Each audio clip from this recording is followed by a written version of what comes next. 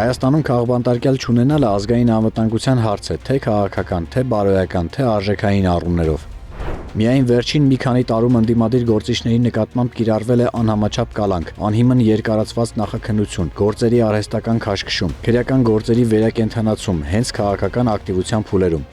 Սա բռնապետությանը բնորոշ գործելավոճ է եւ գաղափարախոսություն, որքան էլ նրանք հայտարարեն, որ չունեն գաղափարական իզմեր։